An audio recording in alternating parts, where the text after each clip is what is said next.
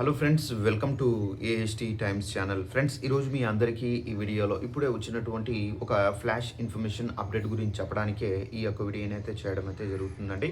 So flash information update ఏంటంటే, మన యొక్క తెలంగాణ రాష్ట్ర వ్యాప్తంగా మనకేంటంటే రేపటి నుండి మనకు కొత్త రూల్స్ అనేది మారబోతున్నాయి.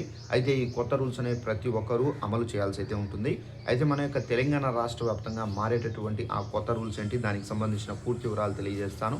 ఈ వీడియో మీకు నచ్చినట్లయితే లైక్ చేసుకొని, ఛానల్ ఎవరైనా సబ్స్క్రైబ్ చేసుకోకుండా వీడియో చూస్తుంటే కనుక వెంటనే ఛానల్ను సబ్స్క్రైబ్ చేసుకోండి. ఇన్ఫర్మేషన్ను తెలియని వాళ్ళకు కూడా షేర్ చేసి వాళ్ళకు కూడా తెలియపరచండి.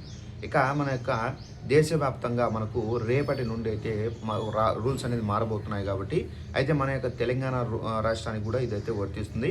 ముఖ్యంగా మనకు సిలిండర్లకు సంబంధించి కానివ్వచ్చు, అలాగే సిఎన్జి, పిఎన్జి, ఏటీఎఫ్కి సంబంధించిన ధరలు, సో అలాగే మనకు ఎల్పిజి గ్యాస్ సిలిండర్కి సంబంధించి మనకేంటంటే ఈ నెల నుండి మనకు ధరలు అనేది మారే అవకాశం అయితే ఉన్నట్టుగా అయితే మనకు గ్యాస్ కంపెనీలు అయితే చెబుతున్నాయి.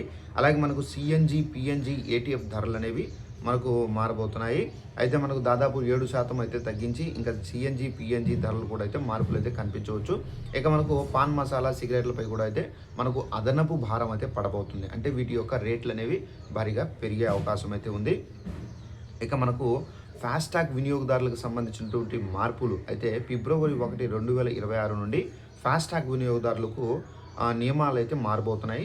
మనకు ఫిబ్రవరి నెలకు సంబంధించినటువంటి ఫాస్టాగ్ జారీ చేయడానికి కేవైసీ ధృవీకరణ ప్రక్రియను అయితే ఎన్హెచ్ఏఐ నిలిపివేసింది.